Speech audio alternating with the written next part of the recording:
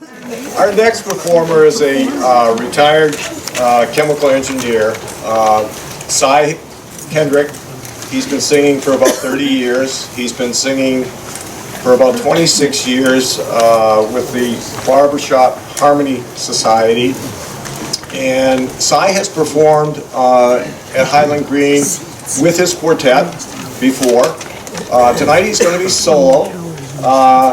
And that brings up a point. He got elected the shyest guy his senior year, which I highly doubt. Accompanying Cy tonight will be Nancy Wilkes. And at age 10, she started playing the piano, developed her love of music, and she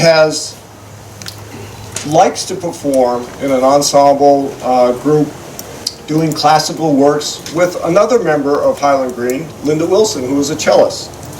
And she also accompanies the Mid-Coast Senior College Singers. Cy, Nancy, go to it. About the shyest in the class thing, although I think it was a bum rap. Oh, you can't hear that one. Oh. You can hear that one. Oh, you can hear, oh.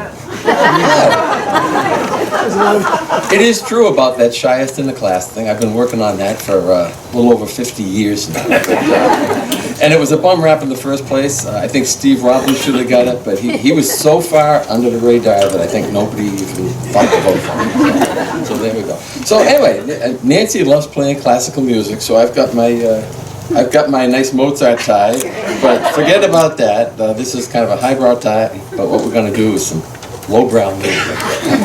In the program, I just noticed it said the world of music. This is a very small world, apparently. So, and what we're going to do is, I really love novelty songs. So I'm going to do some novelty songs that or at least in my mind, they are novelty songs. We're going to start with one from 1919. Okay, so this is, it's about a fellow who writes to an advice columnist with a little problem that he has. And I don't think anybody here remembers 1919, so I have some references that I'd like to explain. And one of them is, the first reference is to Beatrice Fairfax. And Beatrice Fairfax was the first advice to the lovelorn columnist. She started writing a column in the New York Evening Post in 1898. It ran for 40 years, so there's a reference to her. There is a reference to influenza, and of course, this is 1919. 1918 was huge for influenza. There were 650,000 people in the United States who died, 50 to 100 million worldwide. So there's a reference to influenza. Isn't that fun? So, and the last one is a reference to Billy Burke. Does anybody know who Billy Burke is? Oh, there are people back. There are a couple. I want to guarantee that everybody here knows who Billy Burke is. Billy Burke was a huge silent movie star, and the song is about the silent movies. But she was a huge silent movie star, but we all know her as Glinda, the Good Witch of the North in The Wizard of Oz. So you have seen Billy Burke. So with all that, let's go with Take Your Girlie to the Movies.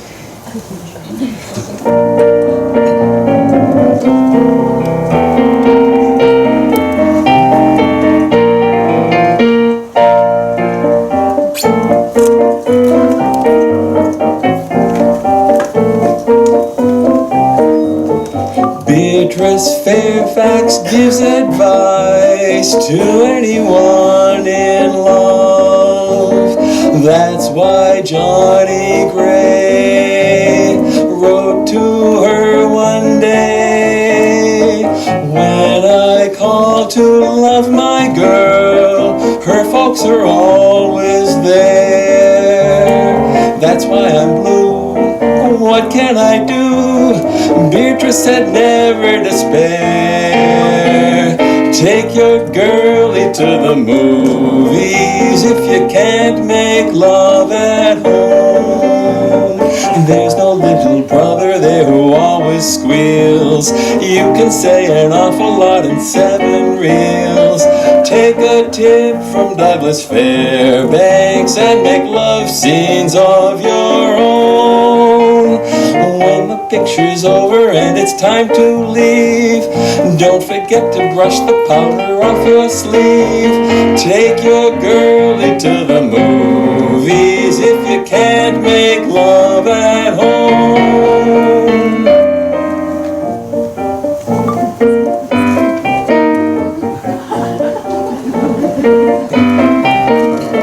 Sweethearts always used to spoon in a big Morris chair.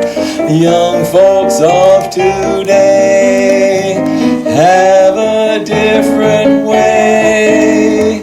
Far away from cranky dad and mother's eagle eye. It's lots of fun, here's how it's done. Come on and give it a try. Take your girlie to the movies if you can't make love at home. Find a cozy corner where it's nice and dark. Don't get influenza kissing in the park. Take a tip from Valentino and make love scenes of your own. Though she's just a simple little ribbon clerk, close your eyes and you'll be kissing Billy Burke. Take your girlie to the movies if you can't make love at home. Take your girlie to the movies if you can't make love at home.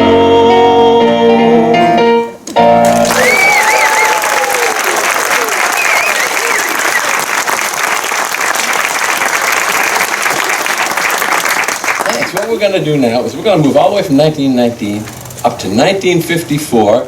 A little group called the Ames Brothers. They had a, well, I was going to call it a hit, but it only made it to number 3. I was really surprised at this. So this is a song that I'm sure you've all heard, unless you don't remember 1954.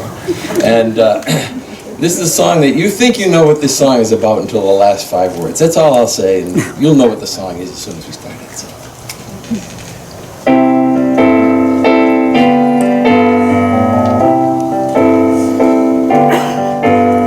The naughty lady of Shady Lane has the town in a whirl.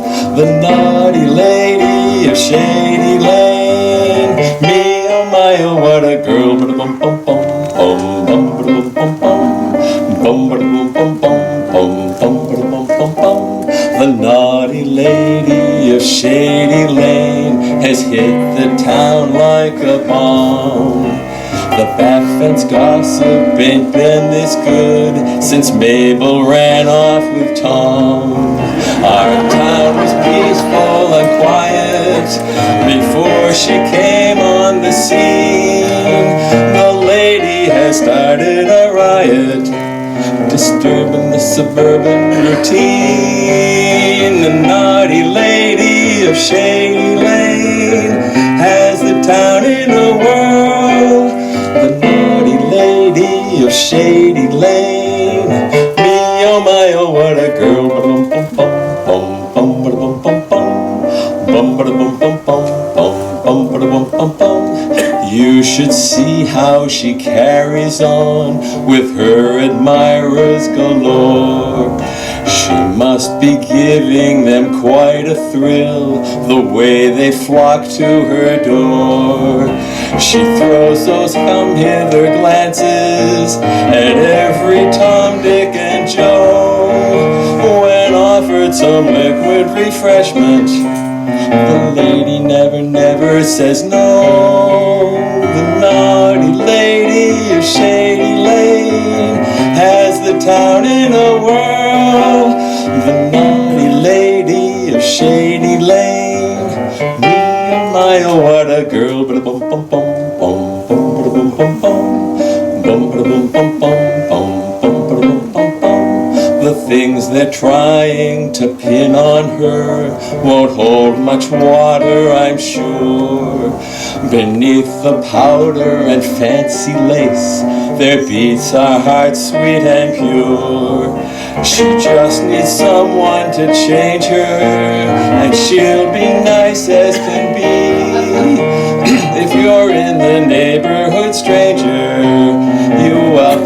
to drop in and see the naughty lady of Shady Lane. So delightful to hold the naughty lady of Shady Lane. She's delectable, quite respectable, and she's only 9 days old.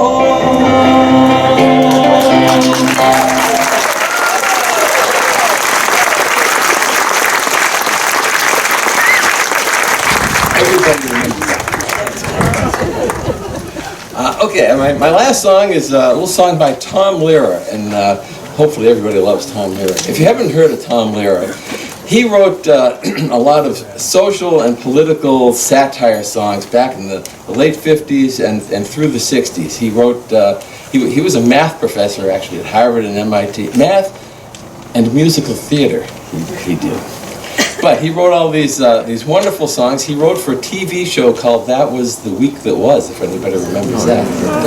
But, so anyway, I have a little song called Pollution. And back in the 60s, I guess, pollution was really becoming a big problem. And Gail and I can attest to that because we used to drive by the Nashua River in central Massachusetts, and you never knew what color that river was going to be. After, I have some pictures I can show you that you will not believe, but anyway, of the Nashua River. So anyway, here's a little song called Pollution, and well, it's what Tom Lehrer did, a couple of things. He said, if you